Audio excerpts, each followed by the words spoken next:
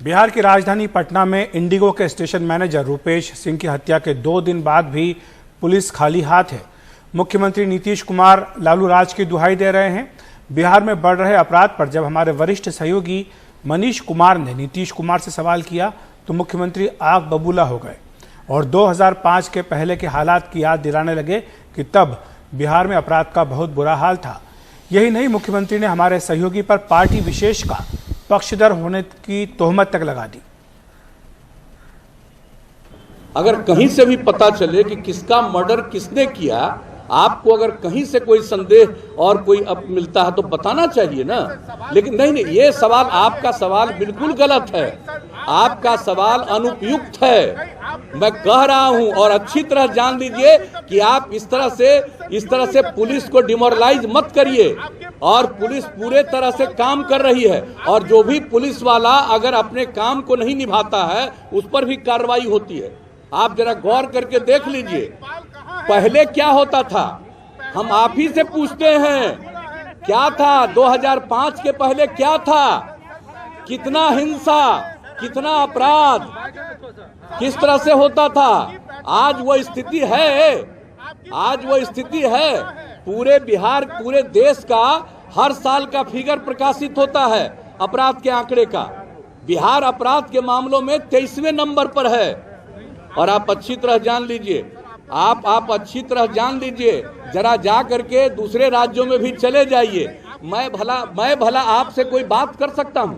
आप इतने महान व्यक्ति हैं और आप किसके समर्थक हैं?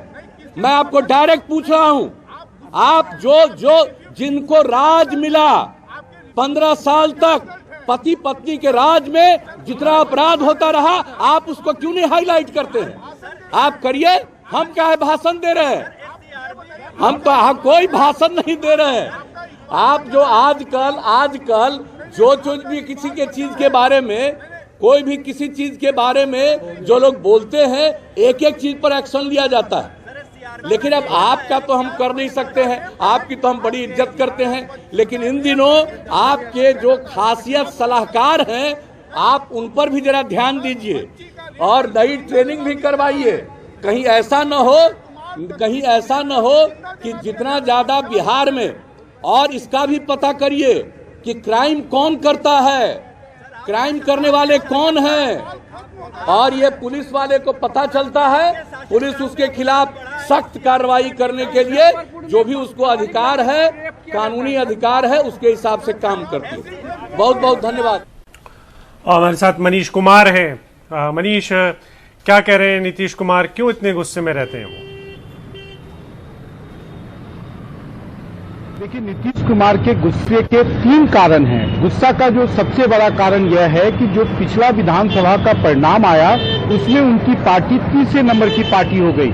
तीसरे नंबर की पार्टी होने के बाद भी चूंकि प्रधानमंत्री नरेंद्र मोदी को ये लगा कि उनको मुख्यमंत्री बनने का वर्ड दिया है तो उनको मुख्यमंत्री तो बना दिया, लेकिन वो जो ऑथोरिटी होती है जब आप सिंगल लार्जेस्ट पार्टी होते हैं या जो आपकी सहयोगी होता है और उससे आपका कुछ ही सीटों का फासला होता है, जैसा कि पिछले 2015 के चुनाव में के बाद था, उस समय भी आरजेडी नंबर 1 पार्टी हुई थी, लेकिन चूंकि सीटों का फासला 6-7 का ही था तो एक नीतीश कुमार के बारे में लोग उतनी चर्चा नहीं करते थे।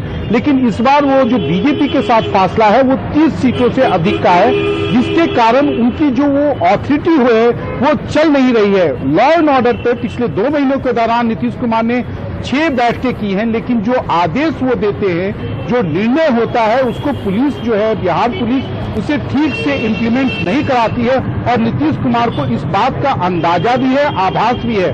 दूसरी, बिहार में जो पुलिसिंग चौपट हुई है उसका एक बड़ा कारण है कि बिहार में नीतीश कुमार ने शराबबंदी लागू की।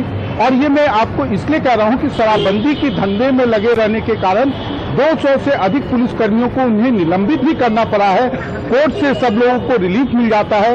ये जो सच्चाई है वो जानते हैं। तीसरी बात यह है कि बिहार में अपराध नहीं रुक रहे हैं और अब जो घटनाएं हो रही हैं उन्हें भी मालूम है कि अपराधी जिसे मारना चाहते हैं या अपराधी किसी के साथ बलात्कार करते हैं, जिंदा जला देते हैं, और उनकी जो सरकार का इकबाल है वो दिनों दिन कम हुआ है, लेकिन वो इस बात को स्वीकार नहीं कर सकते हैं। बिहार में आज जो पुलिसिंग हो रही है वो डिटेक्शन के ऊपर है, यानी कि अगर आपके साथ कोई अपराध हो गया तो पुलिस अगर आपका हाई प्रोफाइल केस है तो पुलिस अपराधियों को पकड़ेगी, उसमें एक तरह से जवाब देगी। लेकिन प्रिवेंशन का क्या होना चाहिए कि क्राइम नहीं हो, रुके नहीं। रुपेश की जो हत्या हुई है वो मुख्यमंत्री आवास से 2 किलोमीटर के अंदर में हुई, और आज मैंने उनसे यही सवाल किया था कि मुख्यमंत्री जी क्या आप सुरक्षित हैं, आपके दोनों उप मुख्यमंत्री क्या सुरक्षित हैं? क्योंकि अब आम आदमी जो है बिहार में वो भाग्य भरोसे है, वो सुरक्षित नहीं रहा, क्योंकि आपके सरकार का इकबाल नहीं है, और उसी के कारण वो इतनी ज्यादा आग बबूला हुए। और जब वो सवाल कोई भी नेता हो, वो नीतीश कुमार हो या कोई और राज्य के मुख्यमंत्री या कोई और नेता हो, अगर वो मीडिया को सवाल करने वाले के ऊपर सवाल करे तो आप समझ जाइए कि अटैकिंग द मैसेंजर जो होता है वो एक तरह से आप कहते हैं ना, जो एक मुहावरा होता है, खिसियानी बिल्ली खंभा नोचे। इनके पास बार बार मैं सवाल कर रहा था कि सर प्रिवेंशन का क्राइम ना हो, इसके लिए आपके पास कोई उपाय है, कोई आदेश आपने दिया है? उनके पास कोई जवाब नहीं था। दूसरा, जब उनसे ये सवाल किया कि डीजीपी हो या कोई भी पुलिस के अधिकारी हो वो फोन तक नहीं उठाते, तो खुद उन्होंने डीजीपी को फोन करके इंस्ट्रक्शन दिया। तो आप समझ सकते हैं कि बिहार के मुख्यमंत्री को अपने राज्य के पुलिस महानिदेशक को सलाह देनी पड़े, वो भी सार्वजनिक स्थल से चौराहे पे खड़ा होके कि आप मीडिया वालों का फोन उठाए, फोन ड्यूटी पर किसी को रखे, तो उस राज्य की क्या स्थिति होगी? जबकि नीतीश कुमार 15 वर्षों से अधिक से हैं, लेकिन उनके साथ एक बार बार वो जब लालू राबड़ी का शासनकाल का अगर आपको याद दिलाने लगे तो समझ जाइए कि अब उनके पास में कोई क्विक फिक्स सॉल्यूशन नहीं है। इसलिए जो है वो उसी राज पे जो है सारा ठीकरा फोड़ने की कोशिश कर रहे हैं। जी शुक्रिया मनीष आपका इस तमाम जानकारी के लिए।